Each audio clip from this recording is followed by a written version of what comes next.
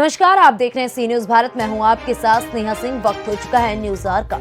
उत्तर प्रदेश के मुख्यमंत्री योगी आदित्यनाथ ने आज महाराजगंज के बाढ़ प्रभावित क्षेत्रों का हवाई दौरा किया, जिसके बाद वह फरिंदा तहसील क्षेत्र के ब्रिजमनगंज ब्लॉक स्थित जीएस नेशनल पब्लिक स्कूल में आयोजित बाढ़ राहत सामग्री वितरण कार्यक्रम में पहुंचे, जहां पर उन्होंने केंद्रीय वित्त राज्य मंत्री पंकज चौधरी के साथ बाढ़ प्रभावित लोगों से मुलाकात कर उनकी परेशानियों को सुना और बाढ़ पीड़ित लगभग 500 लोगों को राहत सामग्री भी बांटी।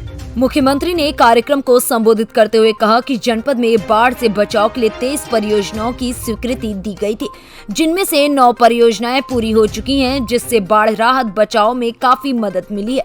बाकी परियोजनाओं का काम युद्ध स्तर पर चल रहा है।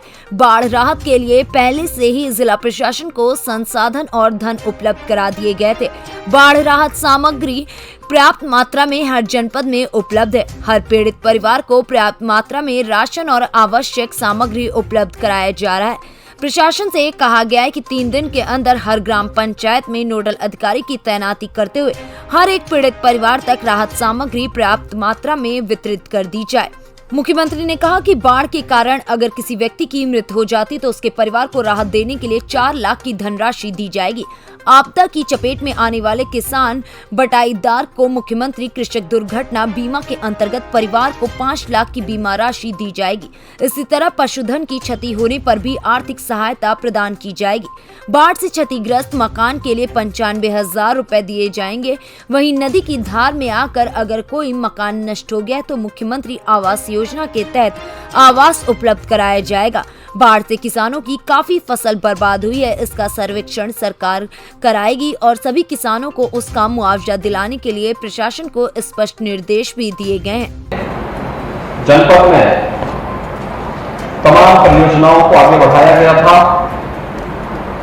जिन परियोजनाओं में 23 परियोजनाएं यहाँ जनपद के लिए हम लोगों ने स्वीकृत की थी, जिनमें से 9 परियोजनाएं अब तक पूर्ण हो चुकी हैं, जिनसे बाढ़ राहत का कार्य युद्ध स्तर पर यहाँ पर उससे बचाव में काफी मदद मिली। बाकी शेष परियोजनाओं का कार्य भी युद्ध स्तर पर चल रहा है, उसमें काफी प्रगति है।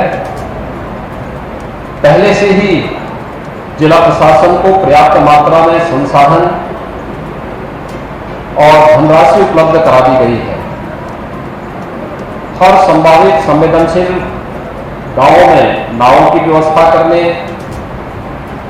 बाढ़ के समय में एनडीआरएफ, एसडीआरएफ और पीएसी की फ्लड यूनिट को सक्रिय करते हुए हर पीड़ित परिवार को समय से राहत प्रदान करने और बचाव के लिए इन सभी संस्थाओं को भी लगाया गया है। बाढ़ राहत सामग्री भी पर्याप्त मात्रा में हर एक जनपद में उपलब्ध है। हर पीड़ित परिवार को 10 किलो चावल, 10 किलो आटा, 10 किलो आलू, लाई चना, 2 किलो दाल, रिफाइंड तेल, नमक, मिर्च मसाला, गैस लाई, मोमबत्ती, यानी जो भी एक आवश्यक सामग्री आपदा के समय में हो सकता है, ये उपलब्ध करवाने के लिए पहले से निर्देश दिए गए हैं। और अभी यहाँ कुछ पीड़ितों को राहत मैंने स्वयं भी बांटी है। प्रशासन से कहा गया कि प्रयास करें कि अगले 3 दिनों के अंदर जनपद के अंदर हर ग्राम पंचायत के लिए नोडल अधिकारियों की तैनाती करते हुए हर एक पीड़ित परिवार तक राहत सामग्री पर्याप्त मात्रा में वितरित हो जाए, क्योंकि राहत सामग्री हर पीड़ित परिवार के लिए एक मलहम का काम करेगा। ये व्यवस्था सुनिश्चित कर हर हाल में करें। इसके लिए जनप्रतिनिधियों का मार्गदर्शन लेते हुए, उनका सहयोग लेते हुए, जैसे अगर किसी पीड़ित परिवार की मृत्यु हो जाए बाढ़ के कारण, उसको तत्काल वहां पर राहत, उस परिवार को राहत देने के लिए 4 लाख रुपए की सहायता उस परिवार को उपलब्ध हो जाए। यह भी व्यवस्था की गई है कि किसी भी ऐसे किसान के लिए अगर वह इस आपदा की चपेट में आता है तो मुख्यमंत्री कृषक दुर्घटना बीमा के अंतर्गत किसान को और बटाईदार को 5 लाख रुपए की बीमा की सुविधा उसको तत्काल उपलब्ध करा करके राशि प्रभावित पीड़ित परिवार को उपलब्ध हो जाए। किसानों के पशुधन को अगर नुकसान होता है, भैंस है, गाय है, घोड़ा है, बकरी है, मुर्गी है, आपदा के कारण अगर उसे नुकसान होता है, क्षति पहुंचती है, तो उन्हें भी आर्थिक सहायता का प्रावधान कर दिया गया है। ये भी व्यवस्था की गई है कि अगर किसी पीड़ित परिवार का मकान बाढ़ की चपेट में आकर के क्षतिग्रस्त हुआ है तो उसे 95,000 रुपये, कच्चा मकान है तो उसको उसी अनुपात में धनराशि उपलब्ध करवाने, नदी की धारा में आकर के अगर कोई मकान समाप्त हो गया है, नष्ट हो गया है, तो मुख्यमंत्री आवास योजना के अंतर्गत उस परिवार को आवास उपलब्ध कराने के प्रावधान किए गए हैं। ये भी व्यवस्था की गई है। प्रशासन को स्पष्ट निर्देश दे दिए गए हैं कि बाढ़ और बरसाती जल के कारण भारी पैमाने पर फसल को नुकसान हुआ है, इसका समय से सर्वेक्षण करवा करके सभी किसानों को समय से इसका मुआवजा भी मिल जाए, इसकी व्यवस्था के लिए प्रशासन को स्पष्ट निर्देश दिए गए हैं।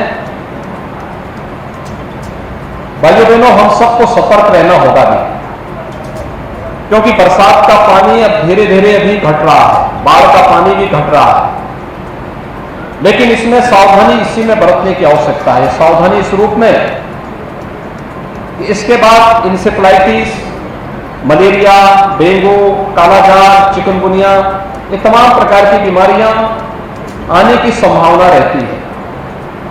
5 तारीख यानी कल से एक विशेष अभियान हरेक जनपद में प्रारंभ हो रहा है। इसके लिए सीनियर अधिकारी भी हर जनपद में पहुंच रहे हैं।